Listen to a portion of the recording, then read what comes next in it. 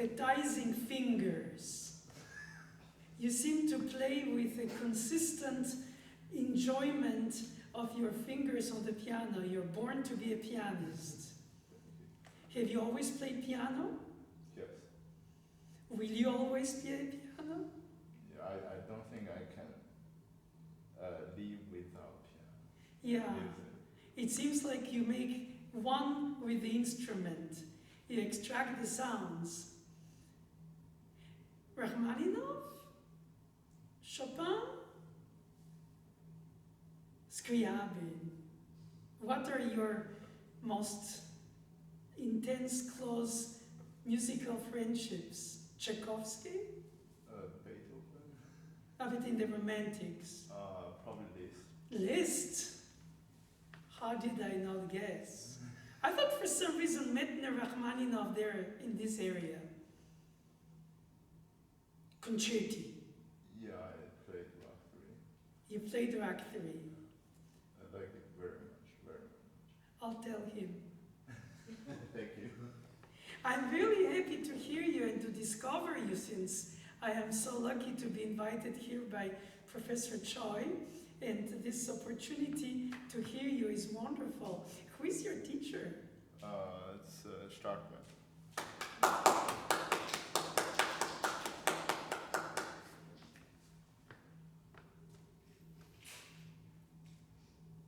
That's incredible, how intense, musical, driven you are in this piece. And how did you choose this sonata? Your teacher chose it? No, I chose by myself. Is it because it's in B minor? Yeah, that's actually part of the reason. Because I was playing Liszt B minor sonata. Yeah. And also, I think I just like all of the three movements It's like the characters, like, yeah, I just like it, like, for no reason. I thus have no reason. 24 years before this piece was composed, in 1774, Bach died, which is not so far away. When you think of the evolution of the musical style, though it was for harpsichord. And Haydn was in his 40s of age. So it's observing, interestingly, the tonality choices of composers. For some instruments you have to, because the clarinet plays in B flat, and so mostly flat key signature keys are written for this instrument, because it's more playable. String players usually play in sharp key signature keys because that's the open strings. So the piano is chromatic, so you can play in any key. Years ago I asked Dutilleux why he wrote his sonata in F sharp minor. And it is a silly question because there's no composer who can give you obviously an answer. Probably a taste, a feel, a color like Scriabin, where the synesthesia is probably, you know, that he associated colors to tonalities. Dutilleux told me he was quoting something. But since he wrote it in 40-something, and I asked him this in 2000-something, he didn't remember what he was quoting when he was composing it. Are you familiar with the sonata by Dutilleux? It's in F sharp minor.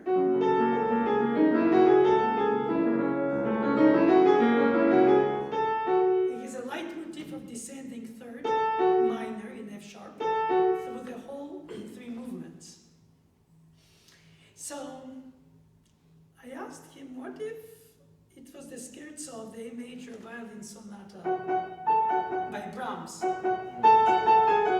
which is in F sharp minor with descending thirds. And he remembered that when he was composing it, his wife-to-be, Geneviève Joie, was practicing it with this Brahms sonata with Michel Auclair, who was, these were the young generation French musicians during World War II's occupation of France by Germany. Dutilleux was won prize in the 40s of composition, so was Pierre Sancan, my piano teacher.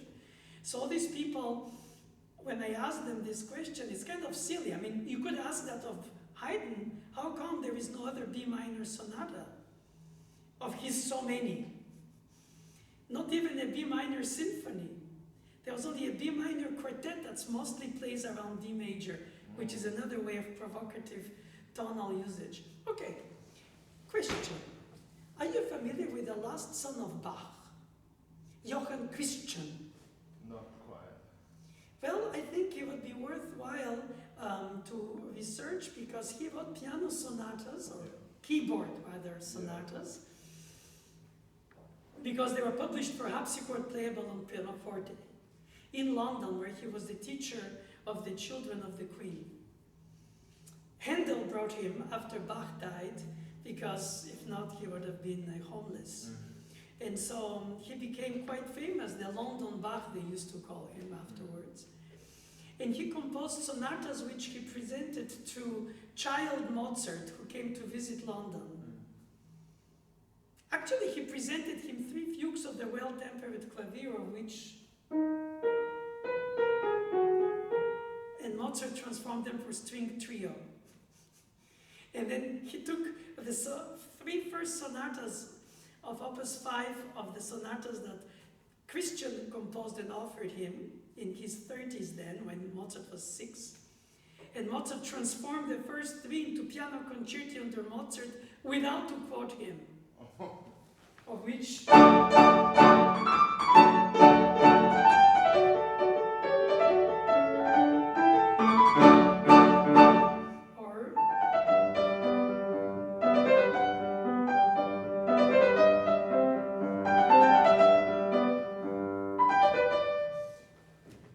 So, between facts that, do you know when Haydn is born? 1832, which means roughly he was 18 when Bach died, or 25 something. And Johann Christian when his father died in 1750, he was 15. He was the last of the sons. You must have heard of the other more famous composers, sons of Bach. Perhaps Friedemann or Carl Philipp Emanuel, called CPE in America. They were from the first marriage, so they were older by at least 15 years than him. Nevertheless, these sonatas, when you play them, hear them, analyze them, chew them, digest them, make the link between Bach, Haydn into Mozart. Basically, all these people overlapped very closely in time. We think of them in time periods, like in schools we study them, but in fact, they were overlapping a lot. They didn't travel as much as we do today, and they didn't have access to music of their own past so much, at all, or quasi. You know, Bach composed the 4 harpsichord concerto after a Vivaldi 4 violins concerto, a passing voyager brought from Italy, from Vivaldi.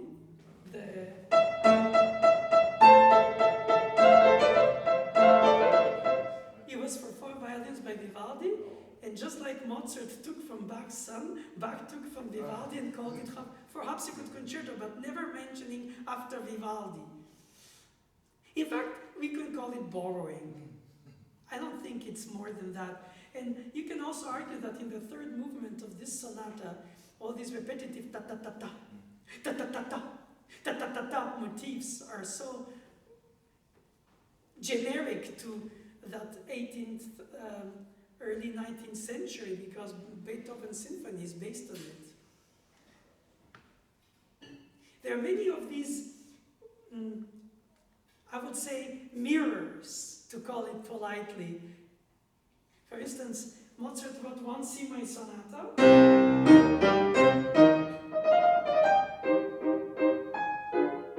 which you might have heard. That's Beethoven. Yeah. Well, you're very, very quick. Except that there is another C minor before the last, 111, is the Pathétique. Because he wrote 3 C minor sonatas, right? Slow movement of the Mozart sonata, middle section, is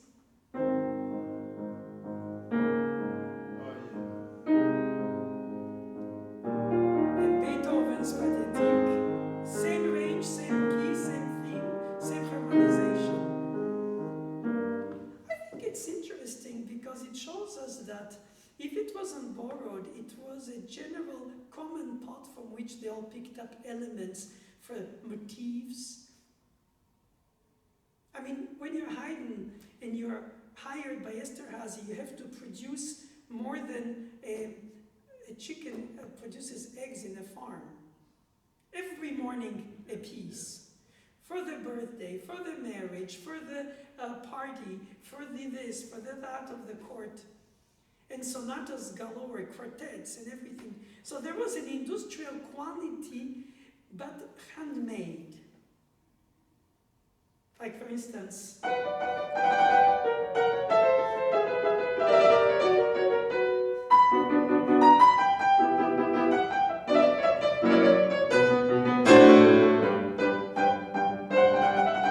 you can go on and on making up fake Haydn as I just did. Because you're in immersion in his musical world. Do you compose? No. And why?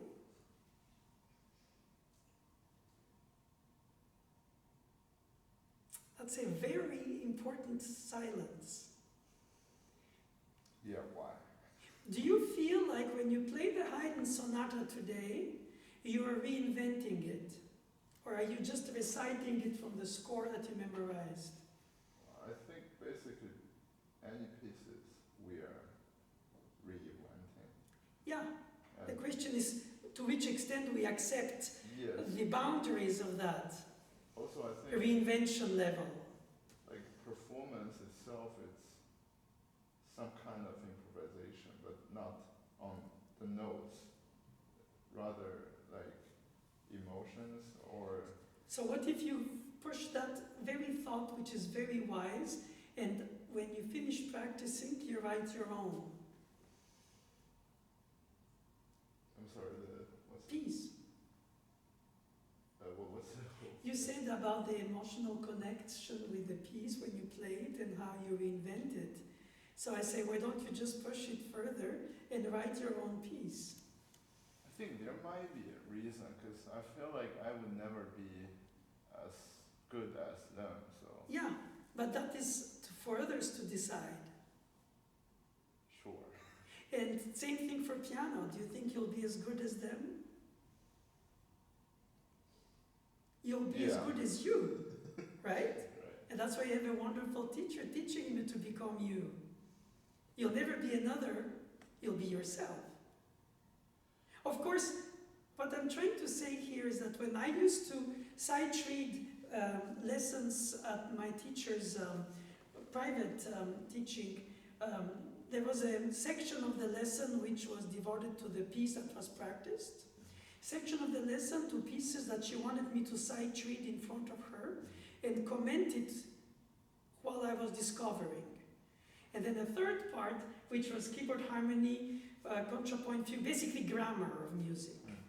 But it was not necessarily connected, because the creativity in my own composition was separate from the rules of the composition.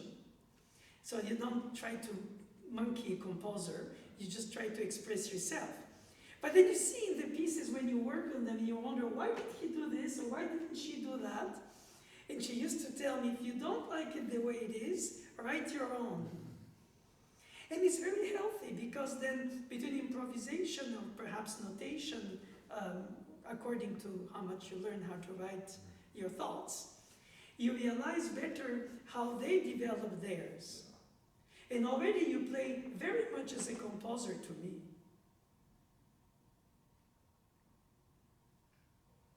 It's not an insult to say you play as a composer. I think you're afraid it means something like I have a disease, you know. To the contrary, I liked the freedom that you brought, the life that you brought in the piece. Do you mind if we work on the movements with stylistic details that I would like to suggest? Yeah. And ahead of time, I bow to your teacher, because inevitably, unwillingly, it might contradict some of your ethics for the piece, but it's not purposeful. It's just because I'm invited to give my experience of this style, but I agree to disagree.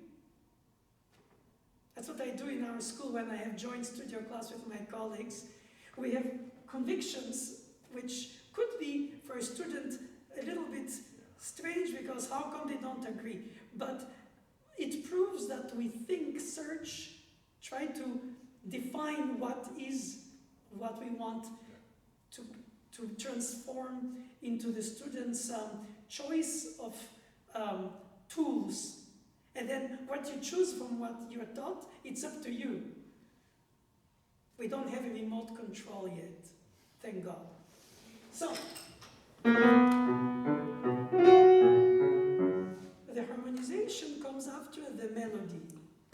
The melody comes on the downbeat for the first theme. So, might you please consider playing? Ta-ta-ta, ta-ta-ta.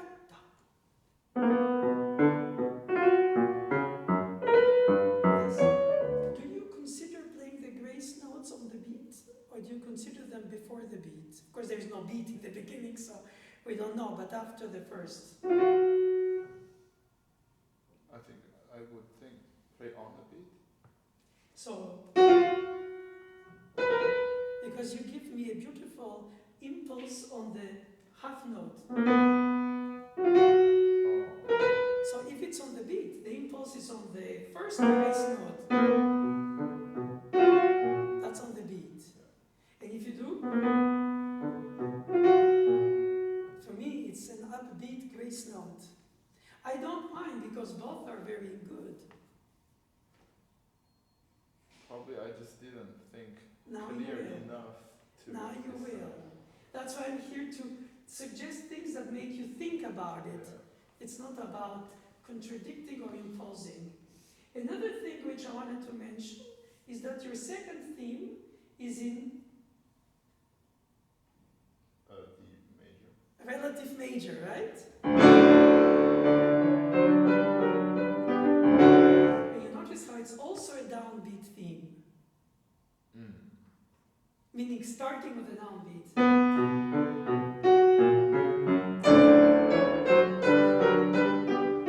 It seems anecdotic like that because, why not? I skip about it, But the minuet is upbeat. Yeah. The finale is upbeat.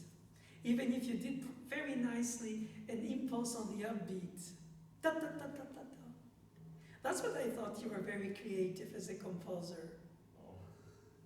Do you know the E-flat major sonata from the later period, the London sonatas? Probably. There is an impulse on the upbeat, which is a provocative way to playfully suggest or manipulate the expectation of the audience that the upbeat in fact is a strong beat. We don't know.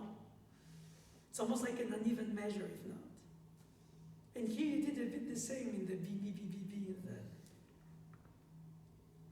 I think it's important to define when they're upbeats or downbeats, because that's why I wanted you to play. Less, more, less, less, more, less. Because when you start this, we don't know what it is. And then you hear. If it's a bowed instrument like cello, you will hear pom pom, pom pom, even if it's not slurred.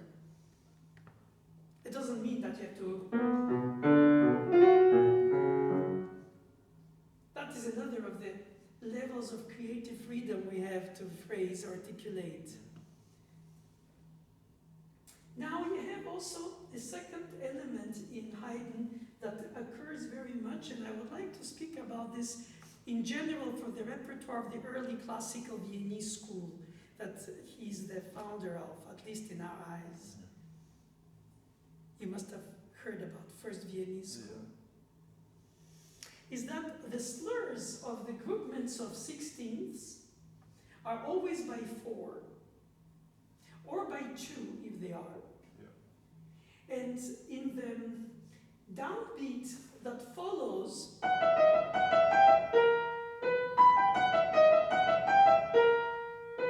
you have either by 2, either by 4, but you never have 5.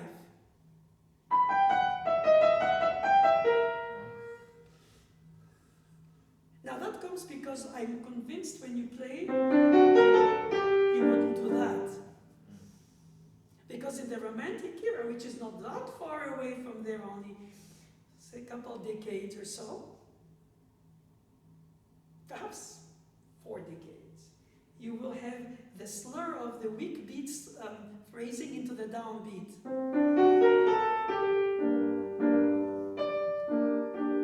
I purposely give this easy example because it's obvious that you won't separate the statement. I would like to dance with you if it were imaginary. So, I'm also practicing that. Oh, you are? Yeah. And so,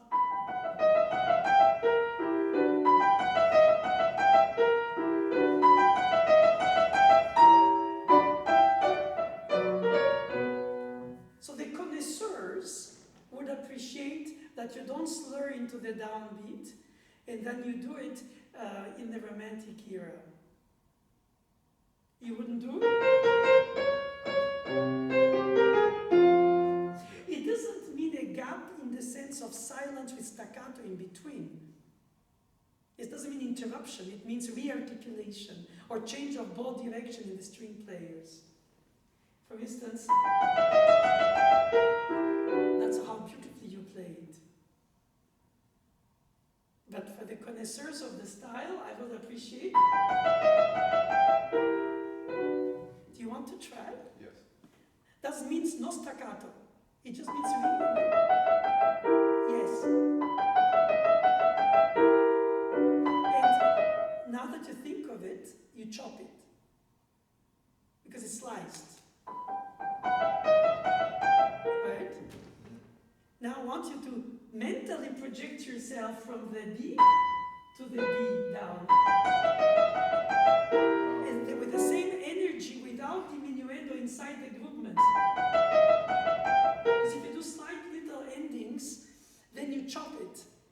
fact, it's a statement with different amount of words separated by some space. Naturally, acoustically, it will blend in some rooms more than others. You understand what I'm saying? Yeah. But also you have the element that Haydn didn't have, but who would have wished to have, is the pedal. The pedal is by essence on the right foot a harmonic device. It holds what your fingers can't, right? The problem is when you put it in scales, in step motions, it's because practice rooms are horribly dry. It's also because we hear recordings on MP3 with incredible reverberation. Everything is shiny sounds with halo resonance. And when we play on the piano, it sounds... I would be very, very careful with scales or with pedals in Haydn or Mozart. And I would reserve the pedal for the harmony.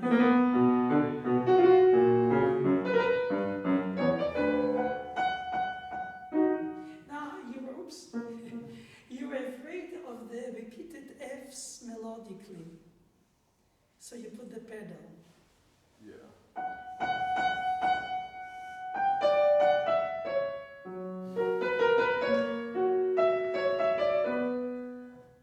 I think the slur staccato, which is obviously a combination of portato and legato, everybody calls it something.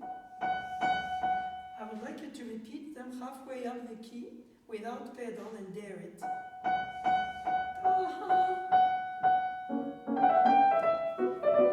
As if you say 3 syllables without vowels.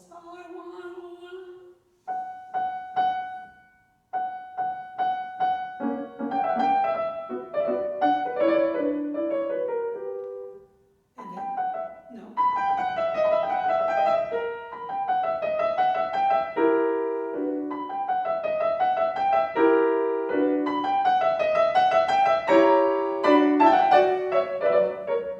So did you observe, since it's your first Haydn sonata, that he does redundancies, like he restates an element 2-3 times before he concludes like he just did?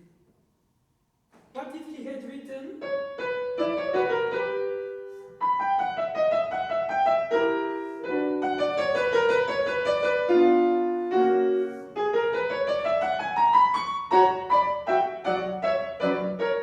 He would have had 3 different statements in a row, except he gives you the same. So in the tradition of interpretation, which didn't really exist since most performers were composers in the 18th century into the 19th, when they saw redundancies like this, restatements, they changed patterns of the decoration without to add ornaments. For instance,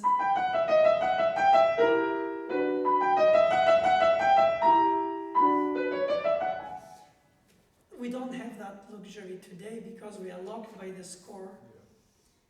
So the other option is to do dynamic changes or articulation changes.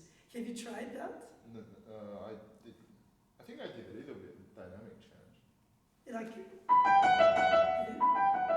then, like plus, less, more, or more, less? More. And what of even? Oh. Okay.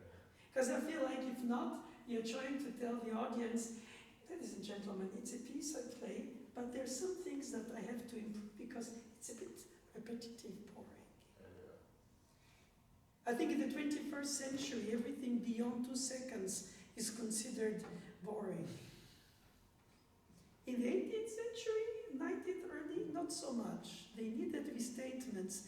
The restatement was either a term of endearment, if it's in a tender moment, either an insistence of a will. And of course, most of these were in operas with different syllables, so they had different stanzas they were reciting under the same notes, like in Schubert songs. But that's because there were lyrics that took away the sound of the music, that's just like a foreign language you don't speak, you just hear the words. And when you understand the meaning, which is the point of the language, to transform concepts from one mind to another, then you use words that you understand. If I speak to you in another language that you don't speak, or vice versa, we can converse, right? And so I find that many people try to embellish, explain, in a way, code in an interpretative choice which you don't need.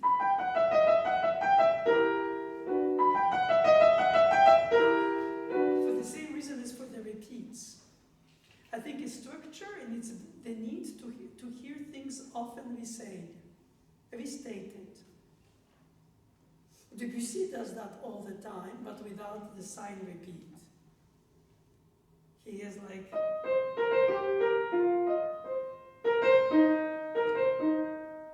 or any of his pieces.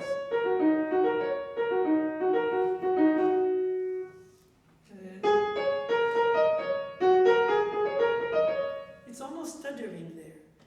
But he doesn't develop a theme like Haydn.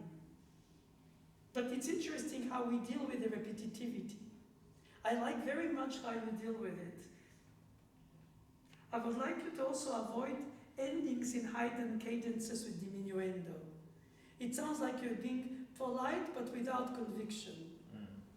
Like, I was told to say thank you. Oh, thank you. It's better than slamming the door. But what if you just continue it?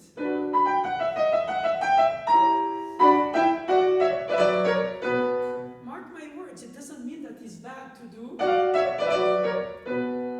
Just I think it's overstating the fact that he already chose it to go down. Yeah. It makes me think of the coda of your third movement that ends with the octaves down. Yeah. I think it's not necessarily louder because it's octaves. Because the music ends up with a scream up. And then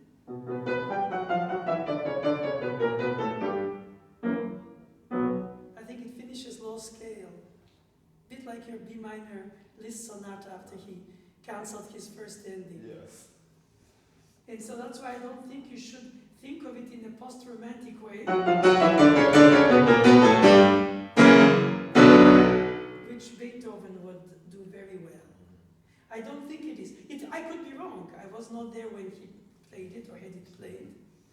No, did you? No. But I like to think that the endings are not conclusive with a sense of emphatic ending. It's more just a punctuation.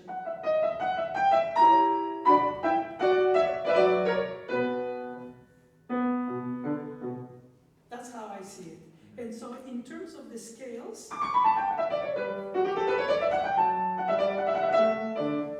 can you not drop the hand to start the first note? Because I hear an accent on the second beat.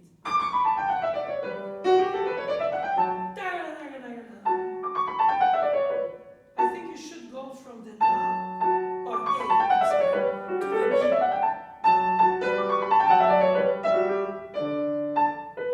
Exactly.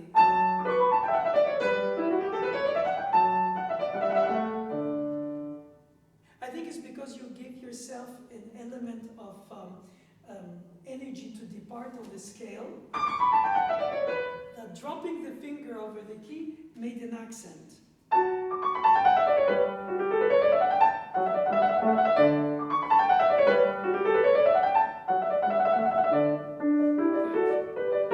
same way, when you finish, I would like to avoid the crescendo.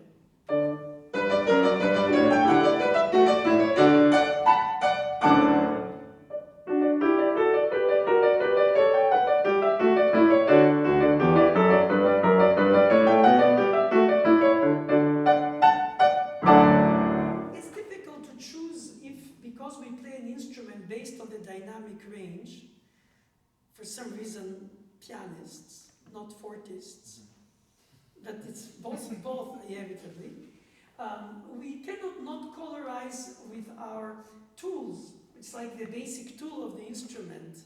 So I am not so much convinced that we need to avoid dynamics because it's written for harpsichord. I think beyond harpsichord, is written for string quartet, for symphony. The genre is not limitative for the expression. And when you hear their symphonies, they don't sound always in the same range of dynamics. Of course, we could use more dynamics and articulation if we want to not do only slur by two. But that is one of my convictions. The other conviction of mine is that the 16th notes need to be air legato.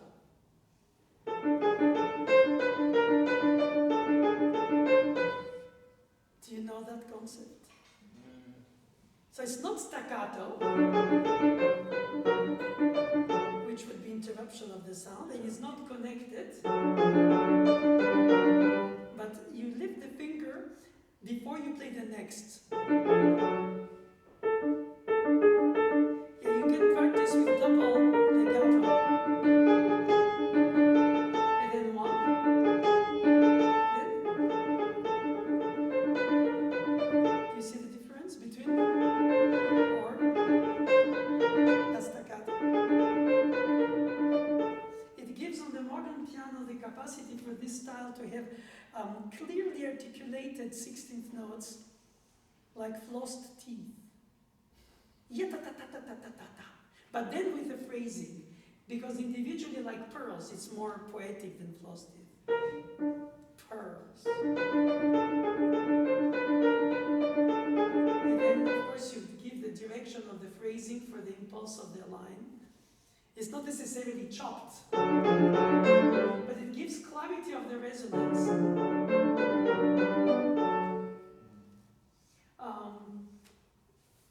Another thing which I wanted to tell you, which might also question a little bit how you play this.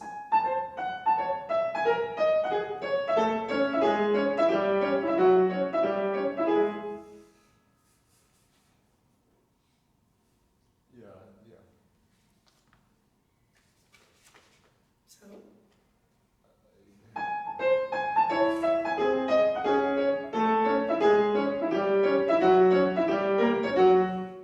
And out.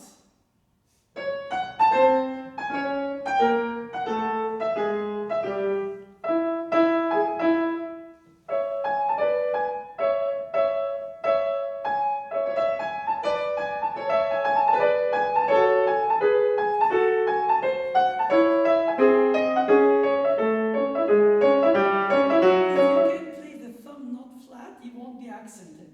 Because you don't want accent on the downbeat either. Just a re-articulation.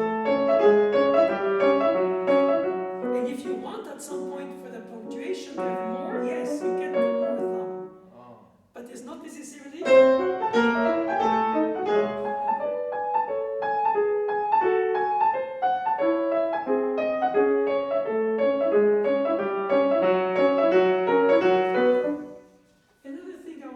Because we had little time, I wanted to give you my different suggestions for you to or forget.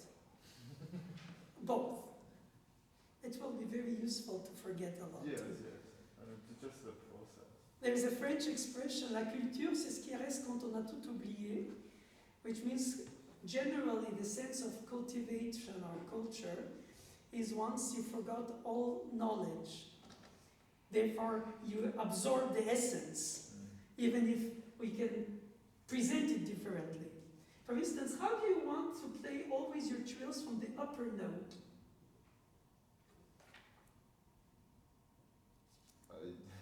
Do you do that always, in every piece? Or is it because you decided by style? I think just for Haydn, because it's, Because it's, That is a wonderful. So, if Bach died in 1750, and most schools consider that the end of the Baroque, and then the early classical period, as I told you, with Bach's son, Haydn, Mozart into Beethoven, who then opens the gates to Romanticism, and then all that goes crazy into atonalism, to Romanticism, and all the isms. But the point is that the original trill upper note is because it was an appoggiatura from the upper note. That means leaning, appoggiare in Italian, to lean over the note. So if you do, you already have a passing tone between B and G, which is A sharp, written in 16th note. And he adds a trill on the G. So I would play it on the real note. And not, because I won't add an appoggiatura on top of a passing tone. Okay, most people don't even know the concepts in the audience. They think it sounds pretty. So it's okay, I'm not trying to be too analytical, but I think grammar helps understand the substance, and then you express the substance the way you want. And so I usually advise to use the trill on the upper note most of the time in the Baroque, and past Baroque on the real note. But necessarily, you can never have one fits all rule, but in this case I find that it makes less stress. And the very minuet in major is very tender.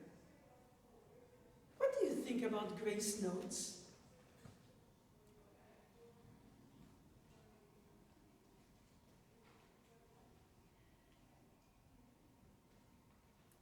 What are they not? Measured. Right? All the pitches are measured rhythmically in the notation. Yeah. And then the composer chooses to give you a grace note which is by essence unmeasured. And we were told, since we are children, that when they wrote grace note 8th note to 16th, everybody always played 4/16ths.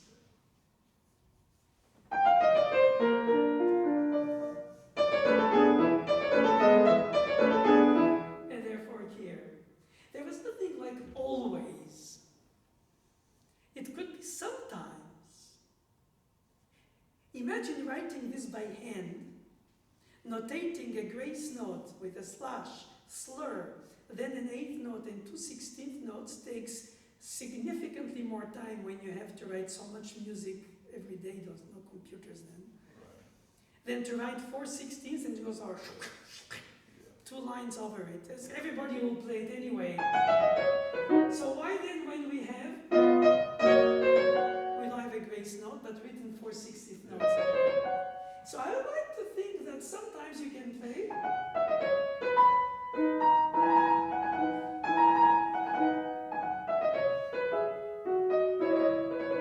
Of course, the problem is that you're not alone. There are competitions, auditions, jobs, interviews, and you will play in front of people who always think all grace notes with 8th note to 16 are 4/16ths, because that's how we're taught, how you should know, and how you should teach, and forever, forever, forever we'll do that. So I always wonder why we have all these editions if we don't play what's written. Since we are very picky many times, except when we decide that the tradition is that was, and even if it were, it was not through Europe, through all the time periods. They had obviously people playing with different. They left this in fact to the performer. And so I think that you could, with the repeats, do differently. Not just for the purpose of it and say, hey, it's boring without it, but just because you want to show that you have a tenderness for the shorter note, and how shorter, or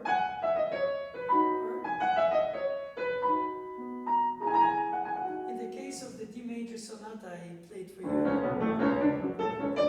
the second theme, you can be with grace note in minor, or not. But I still think one should free oneself from this idea that it's because it's the tradition we always do. Does that bomb in your brain a lot of thoughts that were so settled and it's like unsettled now? How do you digest all this? I also have a question about that. Like, do you talk to the composers? Like, when you play them, man, what did you want? Yeah. And also, I'm not sure about today's environment that we need to be more precise. Like, you mean recite score-wise. the notes? Yeah, which I don't fully agree with that, of course. But it seems like we should have that to have a career. Well, exactly. So once you have your career, you can start imposing it. The problem is that by the time people dream of the career that they would like to have, or they think their talent deserves them to have, then they end up doing what they were producing, what was told in the tradition, because that's how it's been done. So I'm not saying that the tradition is wrong, and I don't say that you have to question everything, but it's nice from time to time to have in a repeat a statement that has a different taste to that grace note. You can have a ripe cherry or a younger cherry that is a little less ripe. So it's not a dramatic difference, but it's something that I think participates in the reading of your understanding of the style. Speaking of the second theme in the first movement, you told me rightfully it's in D major, and I added the relative in major. And in the recap, it's tonalized in the principal key. Yes. And the principal key is in minor, which is to say how few sonata forms were written in minor, mainly for that ambiguity, which is what you do with the second theme in the recap. I'm reminded that I am too talkative. Thank you. I will just finish this, if I may. If you play the second theme in the recap, do you do?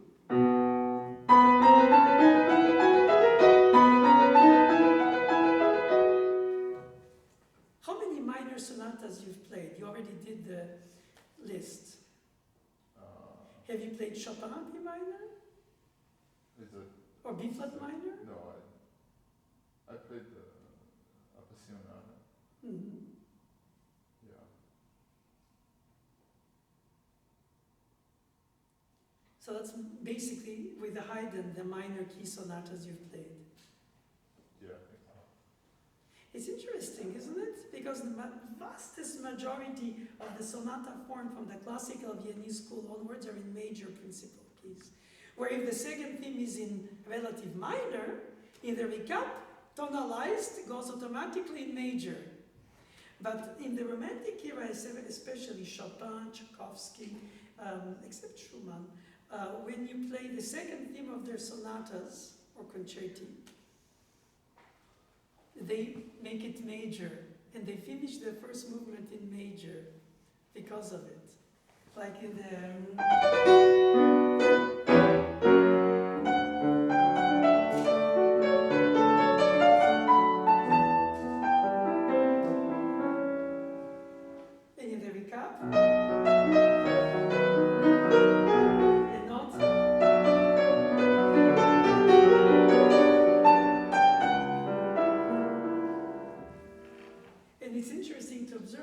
Haydn did transform it in B minor, and he didn't keep it in B major. But next time you practice a romantic or hear a romantic sonata or sonata form, a concerto, trio, quartet, symphony, make sure you look at that. How they treat the second theme in the recap after it was in the relative major. It colorizes so much. When Mozart writes in the recap, it changes the atmosphere. If it not would be... I'm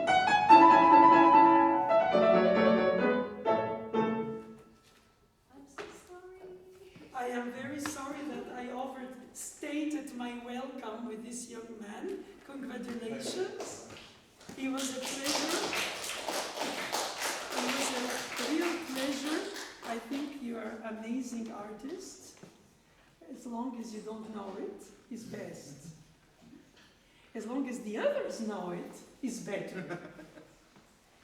Be careful in life we end up thinking that we are better than the others think we are.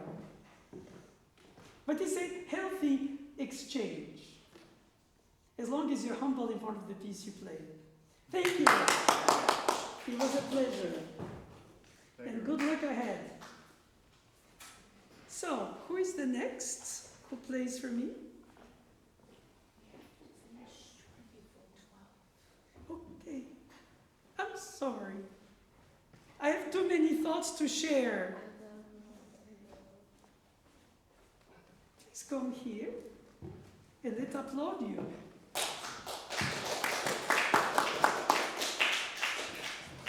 Thank you very much for bringing me a score to write on.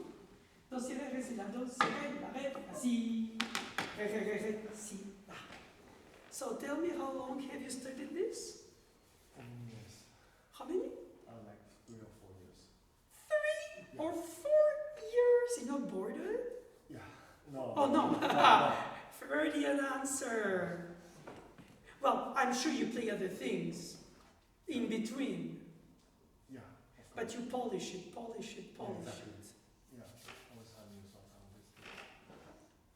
Are you ready to play the whole piece? Or do you want to work by movement, or do you want to work specifically on the movement?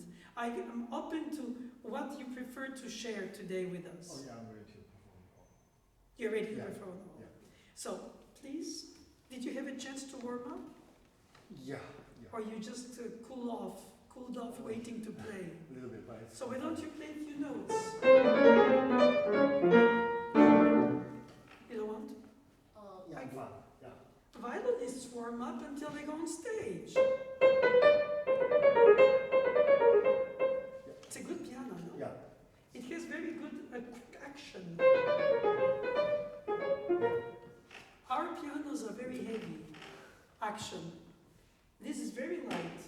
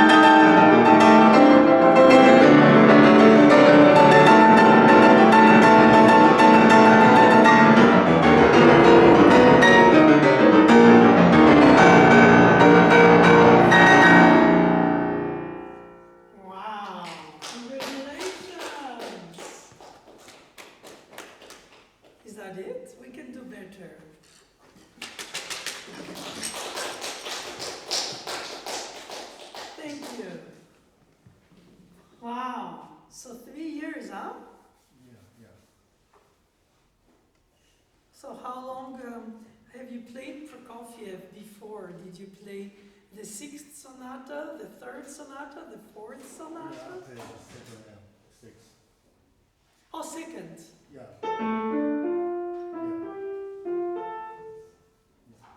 Not the 4th?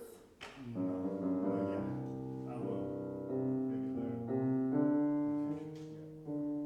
So when you learn the sonata by Prokofiev, besides the notes, obviously the most difficult, what do you know about the context of the sonata? You must have heard the concept that people vehicle around for 6, 7, and 8 as the war sonatas. Yes. Did you search on this concept? On which war and what? Yeah, it's the Second War and the first performance by Heroes, after Heroes. That's good, Yeah. but not enough. Because, first of all, it's important to know about the Prokofiev presence in Soviet Union in the time of the 40s, Yeah. 50s, Yeah. in the context of musical expression there. Did you study history of music somewhere, here or there in your country? Yeah, I studied, but not much in Prokofiev yet. Mm-hmm. Yeah. And there is a very ironic connection of Prokofiev with Stalin. Oh, yeah. He died the same day. Yeah. Oh, you knew that? Yeah, I knew that, yeah. Except the people then didn't. Yeah, this part I knew, yeah. So that's a very striking paradox, because on the one hand, the Stalin regime wanted to create a new human, and therefore they also considered that Prokofiev, among other composers who were there, but him specifically, was not writing enough music of that new Soviet man. Kind, not specifically gender. And you said World War II, except that Russia was not involved in World War II until 1942, Operation Barbarossa, because they had a pact of non-aggression with Hitler Germany. So in 1939, the war started in Western Europe, and in 1942 in Russia, which is Отечественная война, means fatherland war, not necessarily world war. And generally, every country that is invaded consider it a fatherland war. World War I, France was invaded by Prussia, Germany.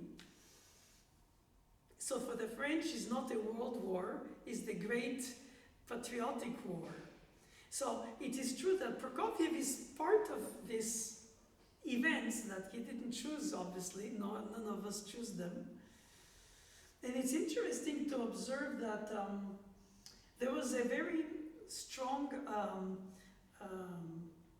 chase of all dissidents who thought, wrote, imagined other than the obliged music among the musicians. It was same for writers and many. And it happened so that in 1939 and 1940, the inner police NKVD of Soviet Union stormed the apartment of a famous actress and her theater director. I wrote you the names so you can read them later if you research. Sure. Meyerhoff and Zinaida Meyerhoff, she was his second wife. And they staged an attempt to her apartment by killing her with knife, as if it was thieves. And he was shot with bullets. And this was while Soviet Union was not at war with Germany. And Prokofiev was very close to Meyerhoff because he was staging his opera, Prokofiev's opera.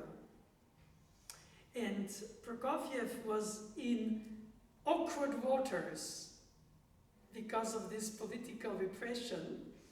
And he wrote an overture that is officially a cantata, which is called Zdravica, Opus 85. You could listen to it if you want. It's Zdravica is cheers in Russian when they drink. And it was a piece to glorify Stalin.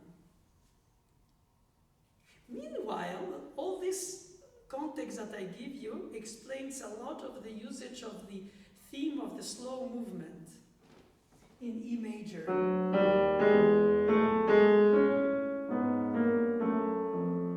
And again, I gave you here the name of it. It's a song from a lead group of songs by Schumann called Liederkreis, Opus 39. I think I gave it to you on the top of the slow movement. Prokofiev quotes that song of Schumann. Is called Wehmut, Nostalgia. And the song of Schumann, in the choice of his poet, it was written in 1840, so almost 100 years to the dot from the 1940s time period of this piece. And obviously Prokofiev knew that Schumann song, because in that Schumann song, the German poet speaks about, I am smiling in the poetry, but innerly I am grieving. So now you see what he did. In the same year, he wrote this Zdravica for Stalin. He wrote these sonatas, and he has this in the slow movement embedded as a message. I might seem to you cheerful, but inside I am very dark because of these repressions. Of course, after 42, with the German invasion of Soviet Union and then the retreat of Germans after that from Russia, or Soviet Union at the time, it became, of course, part of the World War. But you see, all these repressions within were like basically what it is civil war within Soviet Union, especially with intellectuals who thought, wrote, painted freely and not according to the rules of the decision by the committee of the party. And so this quotation of this Schumann Wehmut song is something you could look at. It's Opus 39, and it's a series of beautiful art songs by Schumann. Of course, they're all beautiful, but meaningful as well. And in this case, you can see, I don't know if you know Mondnacht, the moonshine is two numbers before the Wehmut.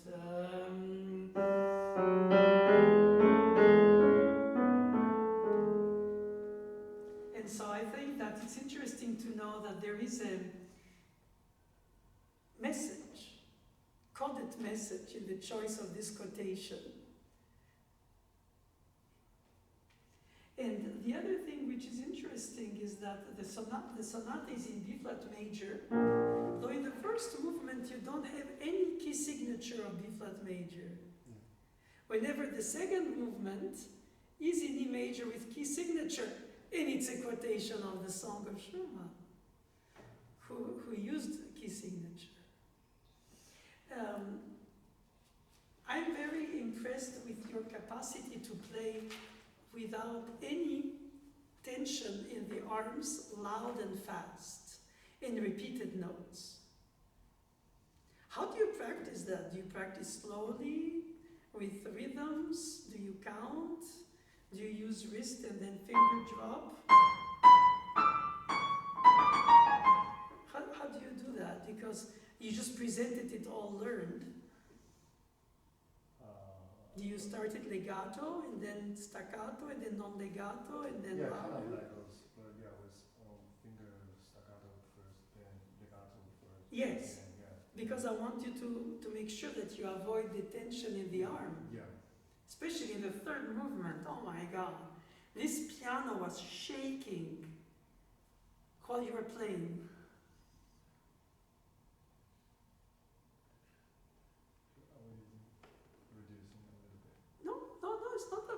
is about knowing how you, because if you have tense arm, it's going to be bangy. Yeah. But since you don't, it's not bangy, it's just grand. Sometimes in the first movement, there are sections you have trouble playing soft, Yeah. because it's fast and staccato. Pop, pop, pop, pop, pop, ba-da, pop, pop, pop, pop, pop, ba-da. But it's not exactly the thing people search for in this sonata either, I must be honest. People like the juicy energy, the drive, the edginess, because that's what gives that sonata such a literally a blast. How do you approach the practicing of the last page of the third movement?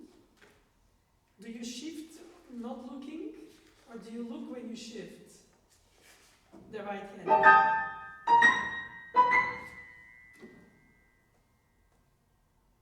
Or do you watch only the left hand?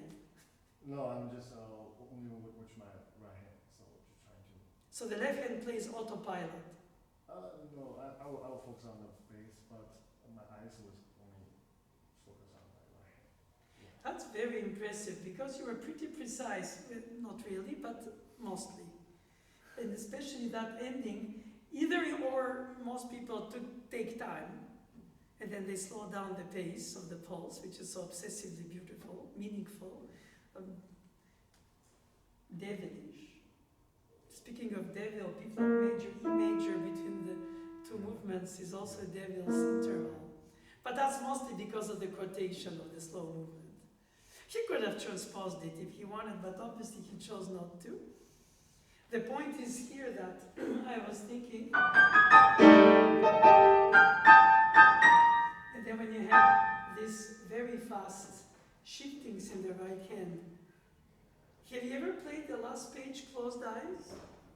You mean close eyes? No. Do you want to try? Maybe. I don't know.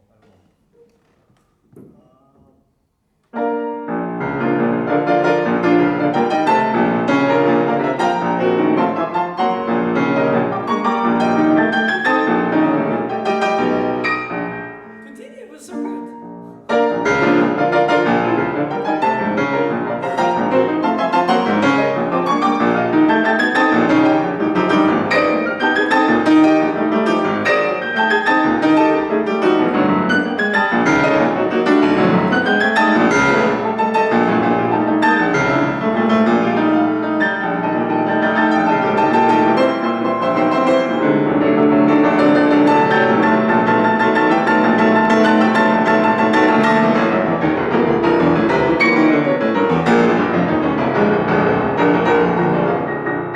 So basically, other than the descending chromatic scale was very good. I would like to ask you to play for me once under tempo of this scale. With the eyes open.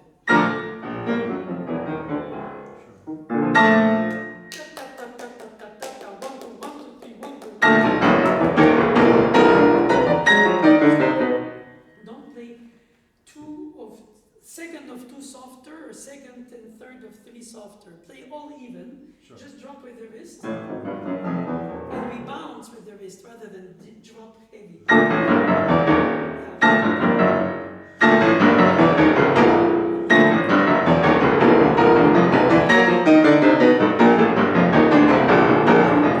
When you fetch the distant B flat, you grab it. Yeah. And you have time to touch it and fetch it by playing shift faster than the tempo, which is already fast.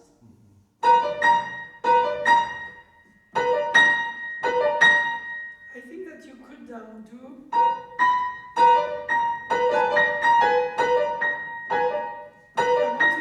I want you to touch the chord. I don't want to say that it's going to solve everything, but shifting faster and touching, for instance, or before you had another of those liftings. And then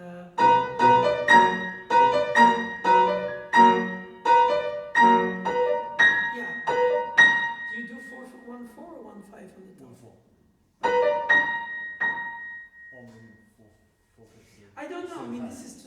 with your teacher. Who's your teacher? Here. Of course, yes. Congratulations to her. I don't think she's here.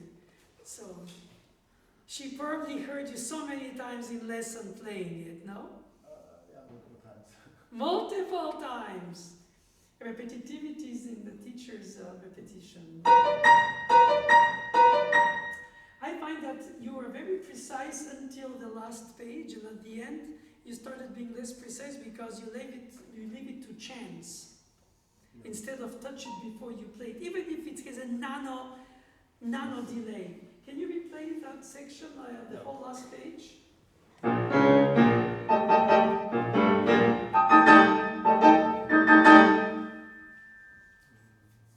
From wherever you want.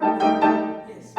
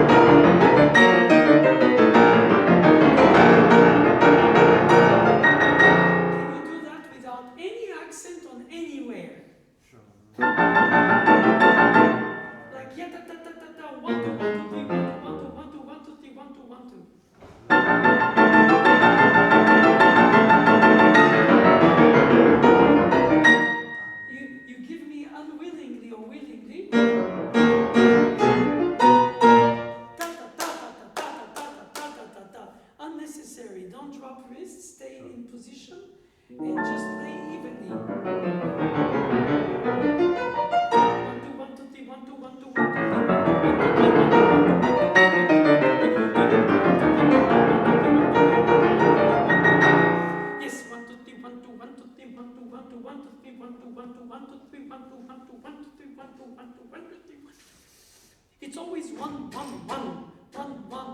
longer one with three, shorter one with two, 1 2 1 2 3 1 2 1 1. But it's dangerous to succumb to play accents because then it overstates the rhythmic pattern already of the playfulness of the short, long, long, or short, long, short. Generally, Russian language is based on a down beat, I was going to say, for music. Because of that, that's what my thought is. Usually, a lot of the tonic accent in Russian language, spoken language, is on the first syllable.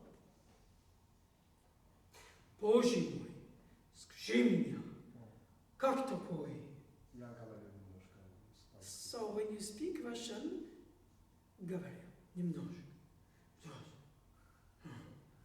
If you hear French, and you don't speak French, you hear ta-ta-ta, ta-ta, ta-ta-ta-ta, ta-ta, ta-ta-ta-ta. Always upbeat to a downbeat up in intonation. Je voudrais vous dire combien je suis content de vous voir. And in Russian it's always ta-ta, ta-ta, ta-ta, ta-ta, ta-ta. And it's a lot of the fact that, perhaps or not, they're connected with the fact that there were Russian speakers, and the other who composed French music were obviously French speakers, and not all of them, but most of them. Meaning immersed in literature, in language, and the beauty of the sounds of the specific language, because music is the sounds aesthetically, even if they vehicle a purpose with the language. But I find that a lot of the Russian music is based on a downbeat departure. You know, when you have...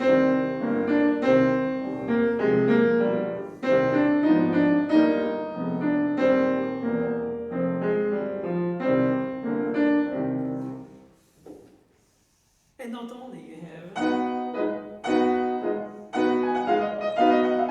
And the paradox in Mussorgsky is that the Hartmann painting is about a French garden in a Tuileries in the French court. So he's trying to write something that sounds French and light, but he still has to be on the downbeat, which gives it a gravitas, if not an accent or a heaviness. Is not?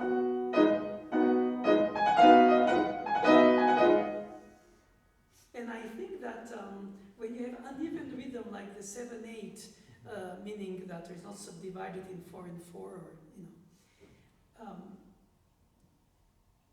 in any tradition before the Russian composer's tradition, he would have been used with an upbeat. That would be the downbeat. And that would be the upbeat. 3 and 1, 2, 3 and 1, 2.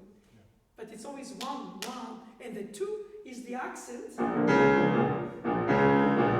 But 1 needs to have an impulse in order to play the ambiguity or contradiction of the 2. And you play very softly this. And so I don't hear enough. I want to hear downbeat accent impulse versus accent on the second beat. Of course, the second beat is also jazzy because it is.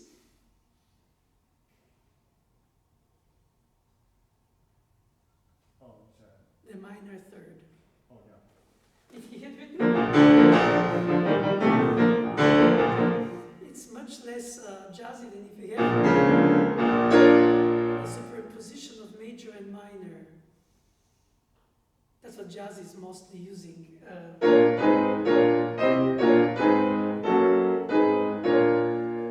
The seventh. And then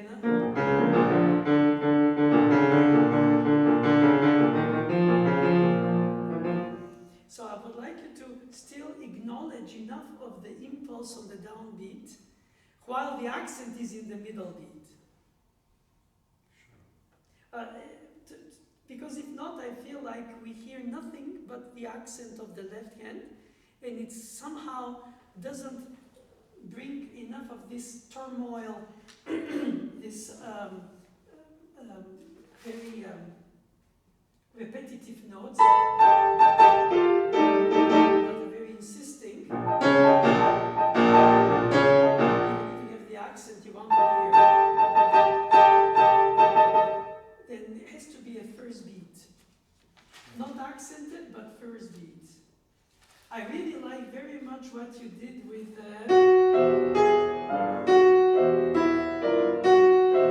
do you hear it as bells or do you hear it as a chorale? As a bell. That's how you played it. Yeah. And then the melody is where? Yeah. And this is the bell Yeah. and the bass. Can you play on second? Yeah. It's towards page 197.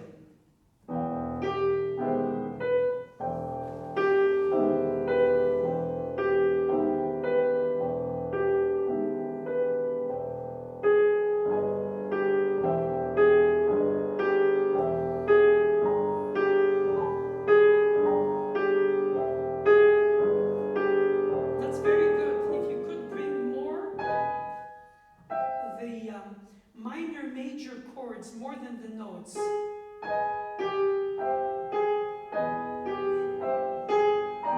I appreciate you putting it in pianissimo compared to the mezzo forte, but at some point I don't hear the juice of the combination of the harmonies organized between minor, major, minor, minor, minor, major, minor, major. It's not functional, obviously, harmony. It's a coloristic harmony.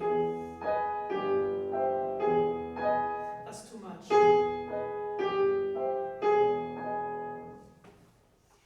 It's difficult to find the right balance between accent, impulse, and since you've played it for 3 years, you must have thought about these things for so long. Yeah, I've been changing all the time. So things have evolved even in your transition. I remember early this, and I thought, wow, that's intellectual. And that's not bad, it's great. Did your teacher suggest it? Yeah. And I was thinking, wow, he's making this transition so unbelievably interesting. When in a way, musically, you're done with this, and you're going to go to, sorry, wrong clef.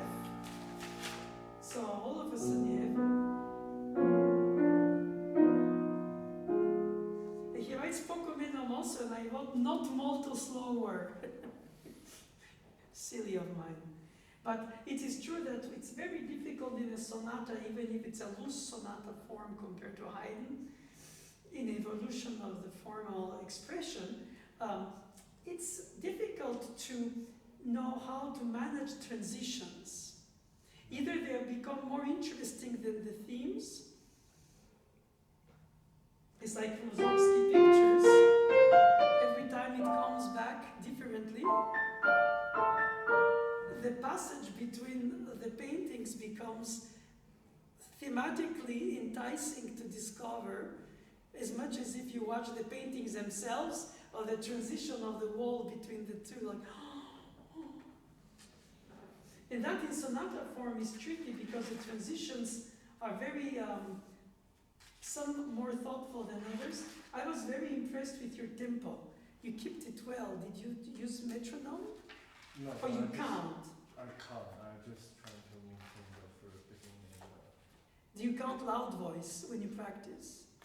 To yourself? Yeah. Especially when you have quarter eighth. 2, so 2, 5, 2, 5. Well, that's in slower tempo. But do you count on the beat?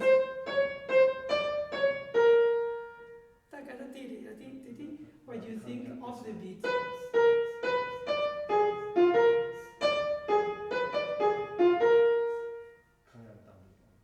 Yeah. See the downbeats everywhere.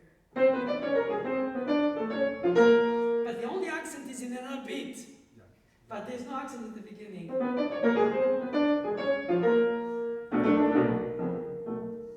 And I found that when you played you display amazing dynamic range. Is it enticing? Yeah, I'm trying to make a big contrast here. Well, you succeed. The problem is that once you set the bar so high for the loud, you have to also be able to retrieve. And it's not so easy because it's so fast in the flow of events when you have things like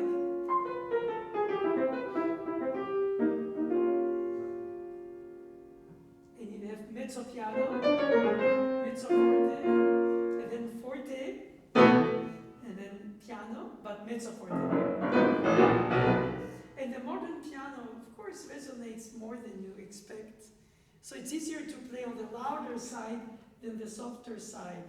I feel I'm again going to be told that it's too long when I'm speaking to you.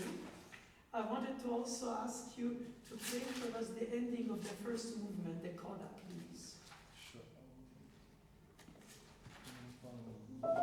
Yeah.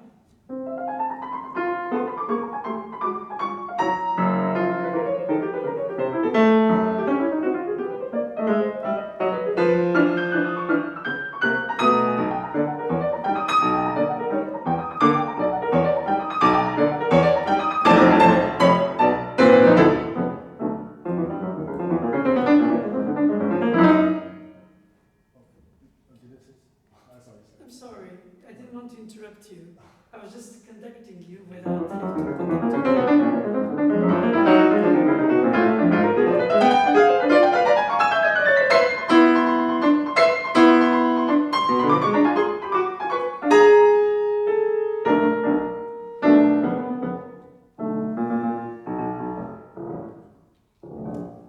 So this is on the beat, and this is not on the beat. And then fa. Don't you have a fa?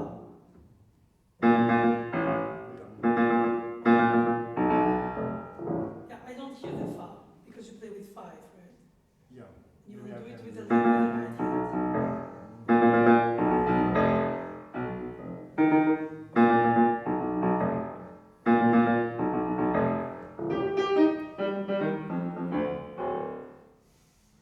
These obsessive composers who write 3 repeated notes and then the first note after.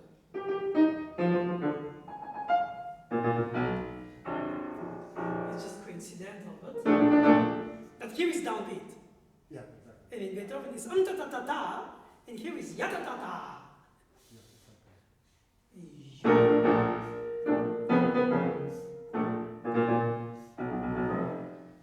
One more time, the last line.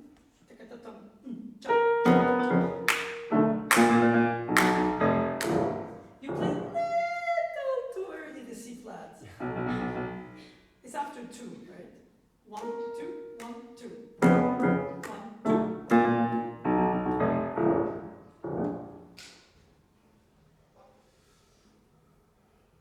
Because you know it's so well, you don't think people should hear that this is a do mi la. Which in a low register sounds extremely blurred. I would privilege the si do rather than mi la. You know the theme you had? Yeah, yeah. So I rather, because the chord is confusing.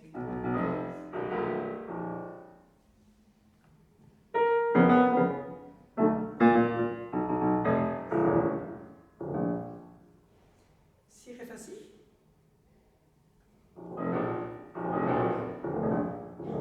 You never replay the D, do you? Bottom. I don't hear the D. Oh. After that, when you replayed this one. No, yes, there's a D there. Oh. Yeah. You know what I mean? Yeah. The last D that replaced the D of the triplet. And you slurred. Ti-hum. So you have ti-hum, ti-hum, if it's not so low. He plays on the resonance of the B flat that resonates over the D, so you hear. Yeah. Did you never replay the D?